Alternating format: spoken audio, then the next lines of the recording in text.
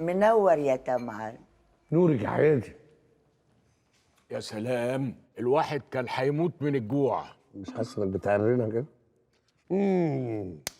الريحه، بس الريحه من على بعد. بالهنا والشفا، كلوا براحتكم، انتوا ضيوف مملكة الورد.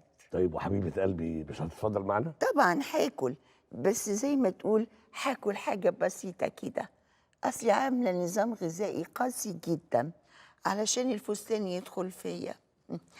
عروسة بقى. وما شاء الله النتائج تحفه. يعني شايف شجره ورد طالعه ايه بجد. خلي بالك بقى التوابل، ها؟ اخر رحله ليا في الجزر الغربيه بيقول لك التوابل الهنديه راحت عليها، اللي جاي هو توابل مملكه الورد. صحيح، الواحد بقاله سنين ما كلش اكل شاهي كده. دي شوربه ايه العجيبه دي؟ حلوة مش كده؟ تحفه. كلها معمولة من الزلع والهدايا اللي انت جبتها لي. لا بس الرك على النفس برضه. نفس ايه؟ بتقول لك بناكل باللي كان في الزلع. يا نهار اسود. اقعد انت وهو.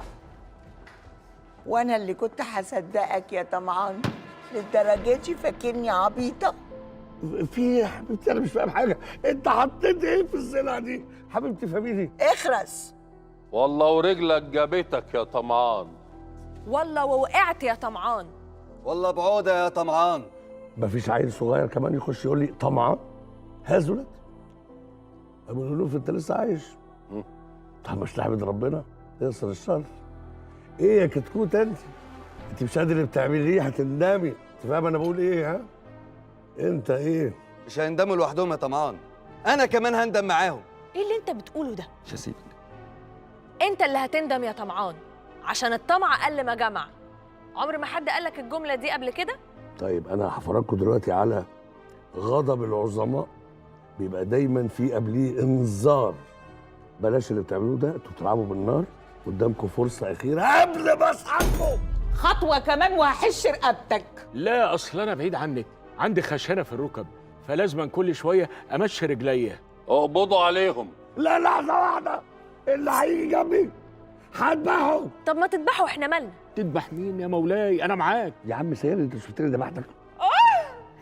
أنا شكلي بولد ولا إيه؟ لا بقول لك ايه، بقالك 15 شهر حامل، ما جاتش على النص ساعة دي، امسكي نفسك.